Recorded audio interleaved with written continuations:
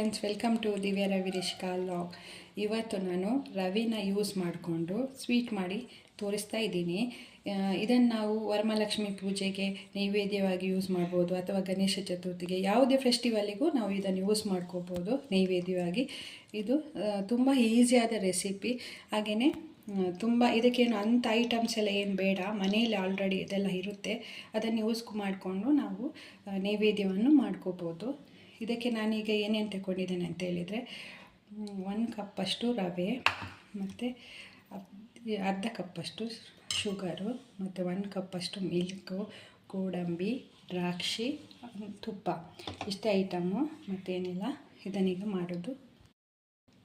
ಇವಾಗ ಇದಕ್ಕೆ ರವೆನ ಹಾಕ್ತಾಯಿದ್ದೀನಿ. ಈಗ ಇದಕ್ಕೆ 1 ಕಪ್ಪಷ್ಟು ಮಿಲ್ಕ್ ಹಾಕಿ ಇದನ್ನು ಚೆನ್ನಾಗಿ ಎಲ್ಲ ಮಿಕ್ಸ್ ಮಾಡಬೇಕು. ಮಿಕ್ಸ್ ಮಾಡಿದ ಮೇಲೆ ಒಂದು 5 ಮಿನಿಟ್ಸು ಹೀಗೇನೆ ಇಡಬೇಕು.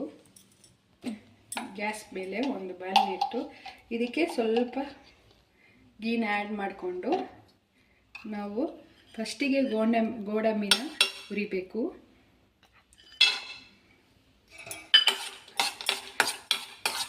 ಒಟ್ಟಿಗೆ ಹಾಕಬಾರ್ದು. ದ್ರಾಕ್ಷಿ ಮತ್ತು ಗೋಡಂಬಿ, ದ್ರಾಕ್ಷಿನ ಹಾಕಬೇಕು. ಇವಾಗ ಇದು ಫ್ರೈ ಆಗಿ ನಾವು ಇದನ್ನು ತೆಗಿಬೇಕು.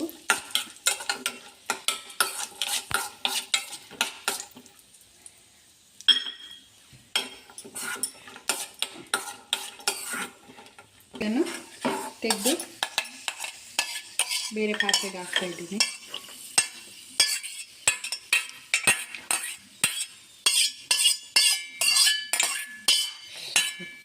ಅದೇ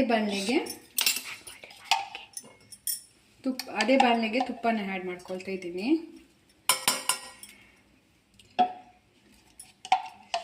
ಸ್ವಲ್ಪ ತುಪ್ಪ ಆ್ಯಡ್ ಮಾಡಿಕೊಂಡು ಇವಾಗ ಇದಕ್ಕೆ ನಾವು ಶುಗರ್ ಇಟ್ಟಿದ್ವಲ್ಲ ಅರ್ಧ ಕಪ್ಪು, ಅದನ್ನು ನಾವು ಈಗ ಆ್ಯಡ್ ಮಾಡ್ಕೋಬೇಕು.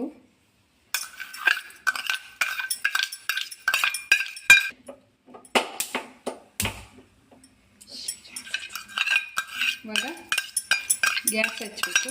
ನೀರು ತುಂಬ ಹಚ್ಚಿ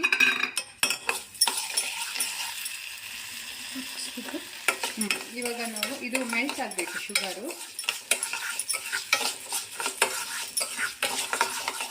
ಮೆಲ್ಟ್ ಆಗುವವರೆಗೆ ನಾವು ಇದನ್ನು ಈ ಥರ ಮಾಡಬೇಕು. ಈ ಥರ ಮಾಡ್ತಾ ಇರುವಾಗ ನಮಗೆ ಇದು ಮೆಲ್ಟ್ ಆಗ್ತಾ ಬರುತ್ತೆ ನೋಡಿ.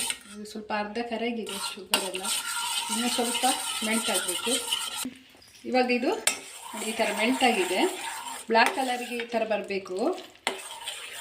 ಇವಾಗ ಇದನ್ನು ನಾವು ಹಾಕಬೇಕು, ಎಲ್ಲ ಹಾಕಬೇಕು.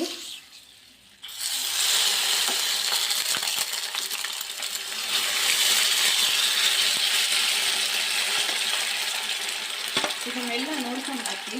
ಅಂದರೆ ಇದು ಸಾಕಾಗಿದ್ದರಿಂದ ಕೈಗೆಲ್ಲ ಕಟ್ ಅಂತೇಳಿ ಇದಾಗುತ್ತೆ. ನೋಡ್ಕೊಂಡು ಹಾಕಿ.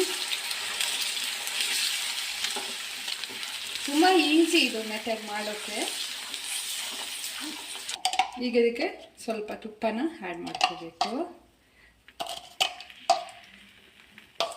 ಮಾಡಿಕೊಂಡು ಮಾಡಿದರೆ ಇದು ರೆಡಿ ಆಯಿತು. ಸ್ವಲ್ಪ ಬೇಯಬೇಕು ತುಪ್ಪದಲ್ಲಿ, ಇದು ಪಾಕದಲ್ಲಿ. ಈ ಥರ ಸ್ಟೈಲಿಗೋಸ್ಕರ ಹಾಕಬೇಕು. ರೆಡಿ. ಗಾರ್ನಿಷ್ಗೆ ಒಂದು ಕ್ಯಾಶ್ಯೂ ನಟ್ಟನ್ನು ಹಿಂಗೆ ಬಿಡಬೇಕು.